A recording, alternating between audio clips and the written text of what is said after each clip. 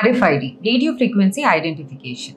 So ఇప్పుడు కామన్గా ఉండే అడ్వాన్స్డ్ IVF క్లినిక్స్లో ఉంటున్న ఒక అడ్వాన్స్ టెక్నిక్ ఇది. సో రేడియో ఫ్రీక్వెన్సీ ఐడెంటిఫికేషన్ ఇది ఏంటి, ఎలా అప్లై చేస్తారనేది చూద్దాం. ఈ RFIDతో మనకు మల్టిపుల్ బెనిఫిట్స్ ఉన్నాయి. సో ఫస్ట్ బెనిఫిట్ వచ్చేసి ఐడెంటిఫికేషన్, అంటే మనకు ఉండే ఎగ్స్, స్పర్మ్స్, ఎంబ్రియోస్ వీటన్నిటికీ ఈ RFID ట్యాగ్ అనేది ఒకటి ఉంటుంది.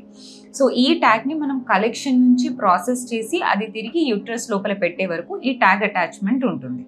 సో కరెక్ట్ ఎంబ్రియో కరెక్ట్ స్పర్మ్స్తో మిక్స్ చేసి అండ్ కరెక్ట్ ఎంబ్రియోస్ కరెక్ట్ పేషెంట్కి ట్రాన్స్ఫర్ అయ్యే వరకు ఈ ట్యాగ్ లైన్ అనేది ఉంటుంది.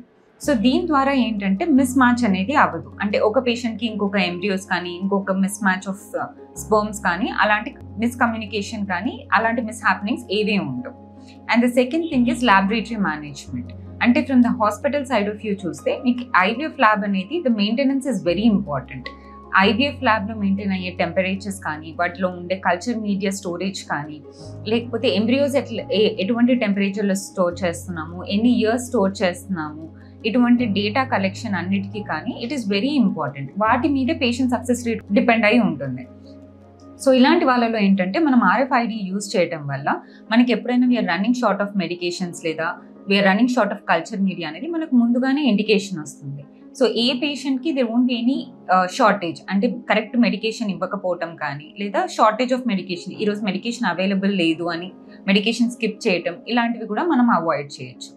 అలాగే దీంతో ల్యాబొరేటరీ టెంపరేచర్ మానిటరింగ్ అనేది ఒకటి ఉంటుంది. అంటే ప్రాపర్ హ్యూమిడిటీ అండ్ ప్రాపర్ టెంపరేచర్లో ఎంబ్రియోస్ని ఫ్రీజ్ చేయొచ్చు, ఎగ్ని, స్పర్మ్స్ని లేదా మెడికేషన్స్ కూడా అట్ పర్టికులర్ టెంపరేచర్ అవి ఫ్రీజ్ అయి ఉండాలి. సో అలాంటి టెంపరేచర్ మానిటరింగ్కి కూడా మనం RFID అనేది యూజ్ చేస్తాం. ఇంకొన్ని సిచ్యువేషన్స్లో ఏమవుతుందంటే patients 1 year back embryos freeze చేసుకుంటారు, దాన్ని మళ్ళీ 1 year కానీ 2 years కానీ ట్రాన్స్ఫర్ చేయాలనుకుంటారు. సో అలాంటి సిచ్యువేషన్స్లో ఎంబ్రియో కరెక్ట్ ఎంబ్రియోని తీసి పెట్టారా అన్న కన్ఫ్యూషన్ కూడా వీటిలో రిజాల్వ్ అయిపోతుంది. ఎందుకంటే మ్యాన్ సోర్స్ అనేది మారినా, అంటే పర్సన్ టు పర్సన్ మారినా కూడా ఎప్పుడైతే మనం ఈ ట్యాగ్ అనేది రెండు కంపేర్ చేస్తామో ఆ ట్యాగ్ మ్యాచ్ అవ్వనప్పుడు we won't be able to transfer the embryo. అలాగే ప్రొసీజర్స్, అంటే కొంతమంది పేషెంట్స్కి కొన్ని ప్రొసీజర్స్ ఉంటాయి, కొంతమందికి కొన్ని డిఫరెంట్ ప్రొసీజర్స్ ఉంటాయి. సో ఇది RFID ట్యాగ్లో మనం ఏ ప్రొసీజర్ అనేది కూడా ట్యాగ్ చేసి ఉంటాం కాబట్టి మనకు అన్ని క్లియర్గా తెలుస్తుంది. When we use this card, ఆ కార్డ్ మనం అటాచ్ చేసినప్పుడు పేషెంట్ ఐడెంటిఫికేషన్ అంటే name and their codes and their procedures అన్నీ మనకు డిస్ప్లే అవుతాయి. కాబట్టి అట్ ఎనీ కాస్ట్ మనం తప్పు చేయడానికి లేదా మిస్ మ్యాచ్ అవ్వడానికి, ఎనీ మిస్ హ్యాపెనింగ్స్ అవ్వడానికి ఛాన్స్ ఉండదు.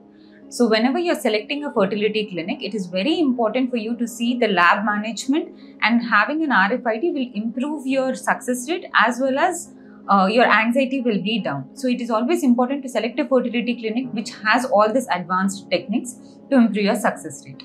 Thank you.